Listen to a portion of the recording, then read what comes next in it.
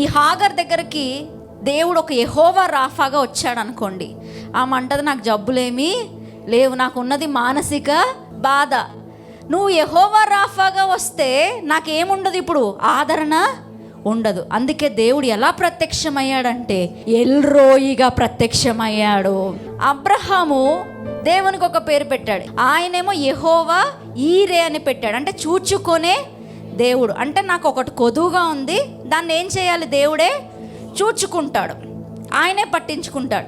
నీకు రోగం ఉంటే ఆయన యెహోవా రాఫా, నీకు సమాధానం లేకపోతే యెహోవా షాలోమ్, ఎగ్జామ్కి వెళ్తున్నావు నీకు విజయం కావాలంటే యెహోవా నిస్సి, నన్ను ఎవ్వరూ పట్టించుకోవట్లేదంటే నీకు ఆదరణ కావాలంటే యెహోవా ఎల్రోయి, నాకు అవసరంగా ఉంది, నా దగ్గర 5 రొట్టెలే ఉన్నాయి, 5,000 మంది ఉన్నారంటే ఆయన నీకు ఏమైపోతాడు, యెహోవా ఈరే అయిపోతాడు.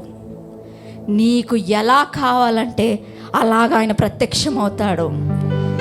ఈ స్త్రీకి స్వస్థత అక్కర్లేదు. ఆ సమయంలో ఈ స్త్రీకి ఒక నిరీక్షణ కావాలి, నన్ను ఒక వ్యక్తి చూస్తున్నాడు, నా బాధ చూసే ఒక వ్యక్తి ఉన్నాడు అన్న ఆదరణ కావాలి. అందుకే దేవుడు ఎలా ప్రత్యక్షమయ్యాడంటే ఎల్రోయిగా. హల్లెలూయా.